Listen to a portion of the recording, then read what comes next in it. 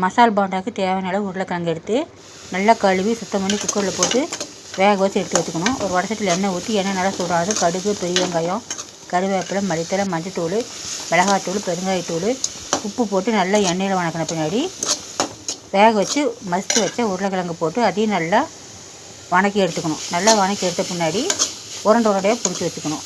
கடலை மாவில் தேவையான உப்பு, பெருங்காயத்தூள், ஆப்ப சோடா, மிளகாத்தூள் போட்டு நல்லா கரைச்சி வச்சுக்கிட்டு உருளைக்கிழங்கு மசாலா உருண்டை பிடிச்சி சின்ன சின்ன உருண்டையாக மாவில் முக்கி எடுத்து எண்ணெயில் போட்டு எண்ணெய் நல்லா சூடானதும் பொரித்து எடுக்கணும். சுவையான உருளைக்கிழங்கு மசால் போண்டா. இது ரொம்ப ஈவினிங் ஸ்நாக்ஸ்க்கு சாப்பிட்றதுக்கு ரொம்ப டேஸ்ட்டாக இருக்கும். இதே மாதிரி ட்ரை பண்ணி பாருங்கள். சுவையான உருளைக்கிழங்கு மசால் போண்டா.